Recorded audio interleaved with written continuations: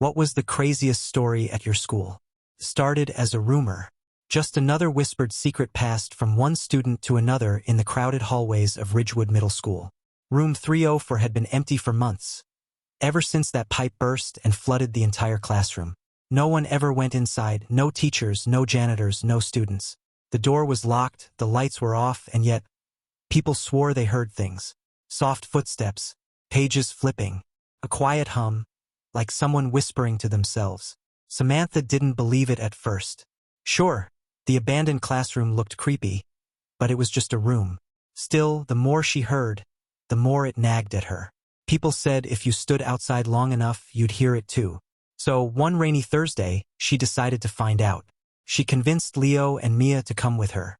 They had been solving mysteries around school for months. Nothing major, just silly little cases like tracking down missing homework or figuring out who kept stealing Mia's granola bars.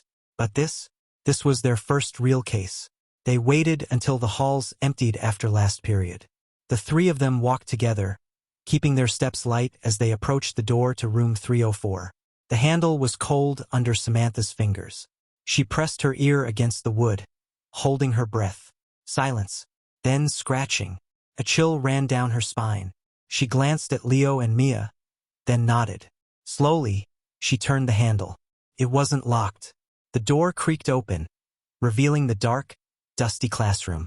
Plastic sheets covered the desks, forgotten in the repairs that never seemed to happen.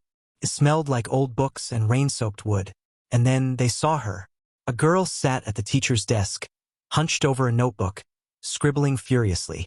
Her long dark hair fell in front of her face, and she didn't seem to notice them standing there. Samantha swallowed. "Who are you?" The girl looked up, startled. There was a pause, then a small smile. "I'm Emma." Emma used to go to Ridgewood. She told them she had moved away last year, but this classroom had been her favorite place in the whole school. So sometimes she came back, just to sit, just to write. Samantha let out a slow breath, relief mixing with something else. Admiration. The mystery wasn't a ghost or a secret meeting or anything dangerous. It was just a girl hanging on to something she loved. A quiet moment passed. Then Samantha smiled.